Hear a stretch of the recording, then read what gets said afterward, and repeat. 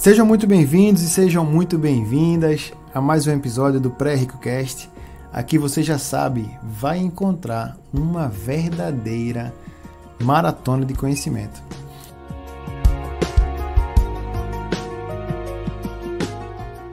Hoje eu vou trazer aqui um spoiler para vocês. É o seguinte, eu estou dando um pouquinho de foco nesse segundo semestre ao meu canal no YouTube.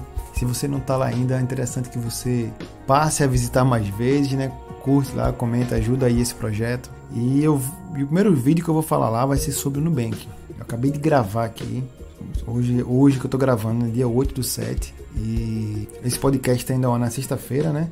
Dia 10. O vídeo no YouTube ainda nem vai sair, ainda foi para edição ainda, ou seja, vai demorar que só. Mas aqui do pessoal que é do Pré-RicoCast, que já me acompanha há muito tempo, um dos projetos que eu mais gosto, vai receber aqui em primeira mão, tintim por tintim, o conteúdo que vai sair nesse vídeo. E aqui eu vou conseguir ainda, na verdade, detalhar com mais clareza, com mais calma, porque aqui a gente já se conhece há mais tempo e lá ainda é um mundo novo para mim, né? Então, o fato é o seguinte, tá? Essa semana, justamente hoje, na quarta-feira, né, dia 8 de julho de 2020, né? Não sei quando é que você vai ouvir esse podcast aqui. Vários jornais compartilharam notícias sobre o Nubank, sobre o PicPay, dizendo que houveram falhas, na verdade, né? De sistema,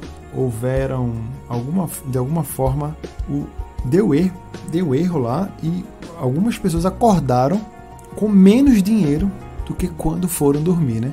E o Nubank se retratou dizendo que foi alguma falha técnica, alguma falha de informação, que o banco, a Caixa não tinha repassado direito por causa do coronavírus, enfim, né? Que era o auxílio emergencial que algumas pessoas tinham solicitado. Mas o fato é, você acordou mais pobre do que quando foi dormir. E aqui fica a primeira lição, né? O Nubank, na marca, não é banco, é uma fintech. O que é fintech, Davidson? É uma empresa de tecnologia, que faz operações financeiras, que é autorizada a fazer operações financeiras, como cartão de crédito, em uma conta lá onde o dinheiro fica rendendo. E nada mais do que isso. De igual forma como o PagBank eu acho que é banco ainda, de PagSeguro, né? Eu nem sei dizer, mas PicPay, Mercado Pago, AME Digital, isso são fintechs, são empresas de tecnologia que movimentam, que fazem operações financeiras. Então saiba que esses bancos não é banco, né? Esses fintechs não é banco de verdade. E assim, nesse sentido, não vale a pena você deixar o seu dinheiro lá, o seu dinheiro que você quer acessar com pouco tempo, o seu dinheiro que você faz a sua reserva de emergência. Eu sei que lá não cobra 0,25 da taxa da Bolsa de Valores. Eu sei que lá não cobra 0,25. Com isso, o seu dinheiro no Nubank, o seu dinheiro no Mercado Pago, o seu dinheiro no PicPay vai até render um pouquinho mais do que o próprio Tesouro Selic. Vai sim, não é mentira não, isso é verdade. Mas eu não queria correr esse risco por causa de 0,25 ao ano, tá bom? Mas tem um fundo garantidor de crédito. Entra lá no site do Fundo Garantidor de Crédito, verifica lá, leia em detalhes o relatório. Eu sei que você não vai fazer isso mesmo, mas verifica lá se o sistema bancário realmente quebrar, quantos % esse fundo tem para te restituir. E detalhe, sabe onde é que o Fundo Garantidor de Crédito coloca o seu dinheiro, o dinheiro do fundo lá, né, para atender essas demandas? No títulos públicos, no Tesouros. É o título mais seguro do país. Ponto final. E por causa de 0,25, eu não tenho interesse nenhum em trocar a minha reserva de emergência do Selic para qualquer uma dessas fintechs. Então, se você tem sua reserva de emergência na fintech ainda, preste atenção, tá? Esse 0,25 não vai fazer não vale a pena, não é com renda fixa que você vai ganhar dinheiro não, tá? Você vai ganhar dinheiro com trabalho. A sua máquina de fazer dinheiro, que é você, que foi o tema do último episódio, é você realmente trabalhar e colocar dinheiro para dentro dos investimentos. E aí uma hora você acerta, outra hora você erra. Esse 0,25 vai fazer diferença se fosse muito capital por muito tempo. Na sua reserva de emergência é apenas 6 meses dos seus custos fixos, que vale a pena você sim deixar no lugar mais seguro, que é o Tesouro Selic, tá bom? Mas vê bem, eu sei que eu dei a notícia que não é muito boa para o Nubank, mas não vai tirando o dinheiro assim não. calma, analisa, verifica, né? Espera um pouco, vê se esse dinheiro, vê se essa notícia realmente teve tréplica, teve réplica, se o Nubank realmente devolveu o dinheiro para as pessoas, se teve algum problema de segunda, de terceira instância aí, né? Então não vai lá e saca logo o dinheiro, fica atento, né? De repente foi uma falha técnica mesmo, acontece, né? Todo mundo está sujeito ao erro, mas não deixa lá, né? A sua reserva, tá? E aí, olhando depois de você construir a sua reserva de emergência, vale a pena, antes de você ir para a renda variável, explorar mais um pouco as rendas fixas. E aí as pessoas me perguntam, Davidson, o CDB que está pagando 120% tá bom? Um CDB que está pagando 200% se tá bom? Aí normalmente eu pergunto, e qual banco? E as pessoas não sabem responder qual é o banco, porque o CDB é um certificado de depósito bancário, algum banco emite esse certificado, está emitindo dívida privada, né, que é o banco está emitindo dívida, você está comprando essa dívida, ele troca esse dinheiro com você em troca de 3, 4, 2 anos, te dá uma rentabilidade maior que a Selic, porque ele vai pegar esse dinheiro e vai emprestar 10, 12, sei lá, 3% ao mês. Então, para o banco que é autorizado a fazer isso, é muito vantajoso. Beleza. Mas será que esse banco está saudável? Será que se você vai ter que esperar 40 dias para o fundo garantor de crédito restituir o seu dinheiro? Será que isso vale a pena? Se a sua reserva de emergência consegue esperar 40 dias, 30 dias, que for o caso? Eu não sei, né? Então, quando você pega um CDB assim que está pagando muito, fica atento. Tá? Eu sei que a gente precisa explorar mais um pouco a renda fixa. Se você quiser correr esse risco, tudo bem. Até 250 mil, o fundo do garantor de crédito vai te restituir. Vai demorar um pouquinho, tem um processo lá, mas nada de outro mundo não, tá bom? E aí tem dois indicadores que eu sempre, desde quando eu aprendi, eu comecei a olhar, né, para comprar um CDB, para verificar se o banco é saudável. E também ensino no meu curso aos meus alunos, né? E eles são especialistas aí em achar CDB, né? De não querer ir para renda variável agora, ainda está na renda fixa. E eles procuram muito CDB, né? E é justamente esses dois indicadores que a gente fica discutindo, né? Então, se você vai investir em renda fixa, em CDBs, por exemplo, eu vou te dar aqui dois indicadores e simplesmente esses dois que vai resolver esse seu único problema, tá bom? Antes de continuar aqui, pessoal, eu queria pedir para você deixar um comentário, dar um legal, uma curtida, não sei qual plataforma que você está ouvindo, mas faz muito sentido para mim, para eu saber se tá valendo a pena, se esse assunto interessa a vocês, já é uma forma de eu medir esse termômetro aí, tá? Então, eu não sei qual plataforma, deve ter um curtido, um legal, compartilha, manda para alguém que você acha que também que vai ajudar, né? Principalmente se for alguém do cliente do Nubank, que a gente vai falar um pouquinho aqui dos lucros dele aqui, né? Então, os dois, tem uma coisa que eu preciso falar antes, né? Para vocês. E a gente vai entender esses dois indicadores e vai gastar menos de um minuto para olhar esses dois indicadores. Vou dizer a você a ferramenta que eu uso e que eu ensino para meus alunos, que você vai clicar lá e vai verificar dados da empresa de maneira gratuita, né?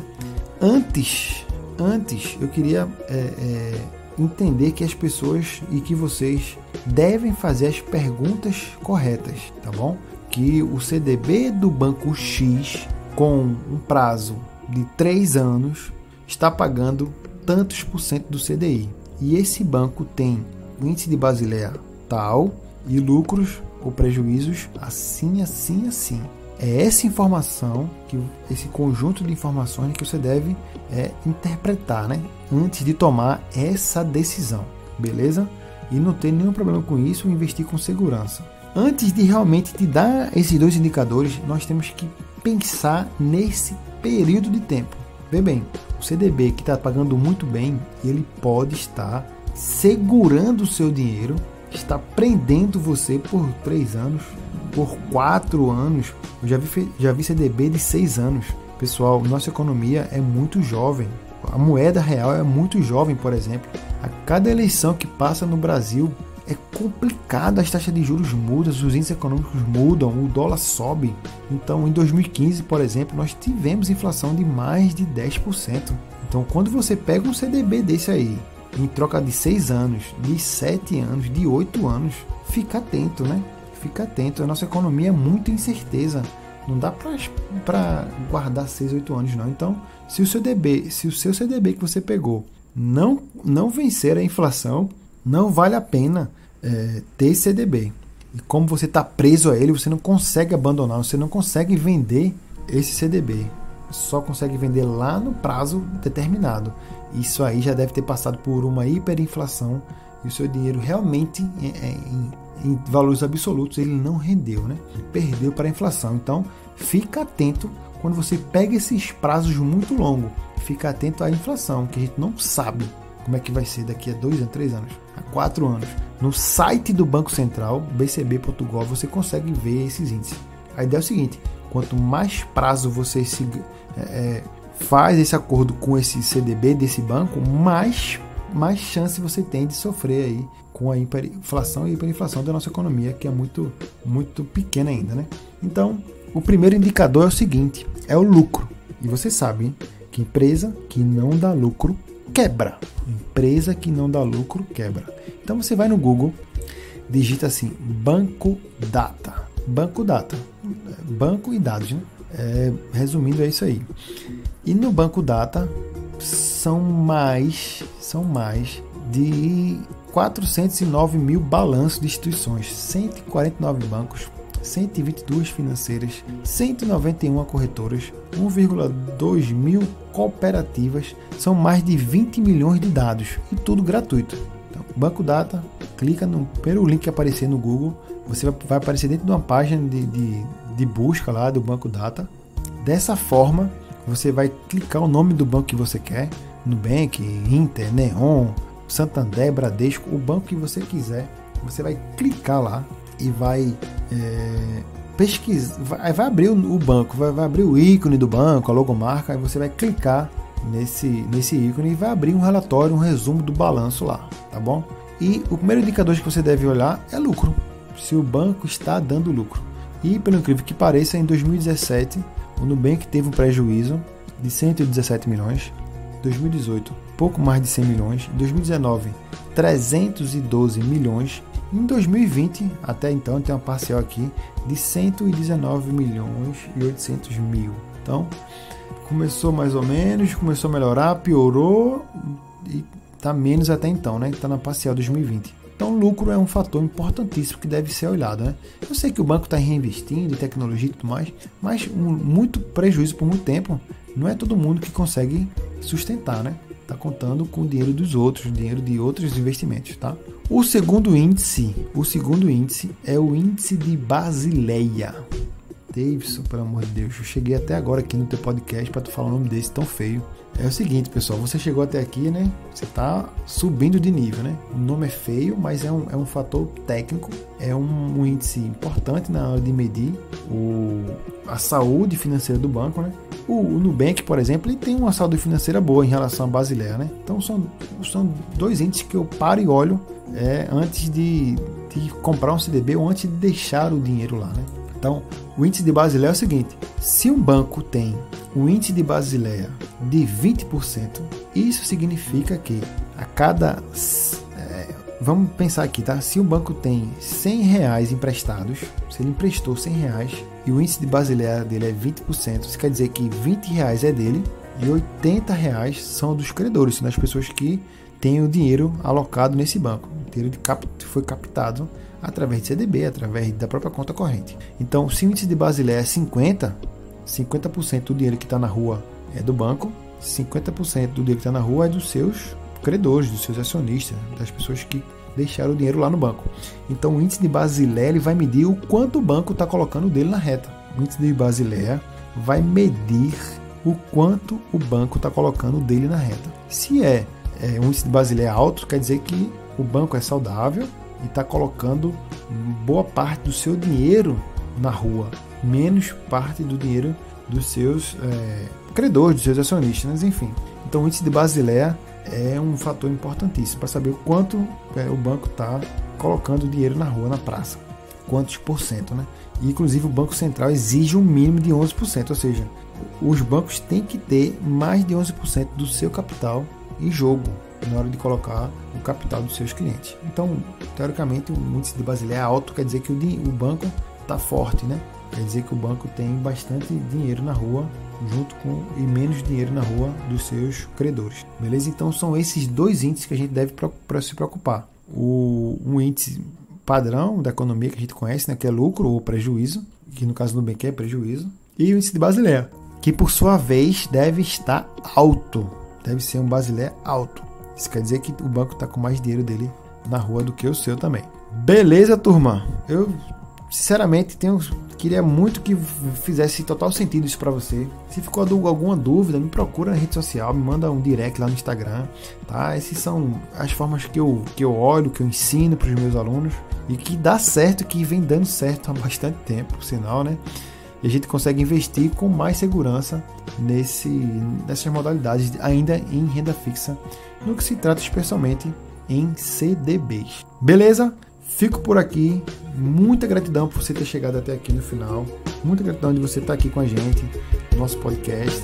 A gente se encontra na próxima semana em mais um episódio do Pré-Ricocast. Valeu, turma. Grande abraço.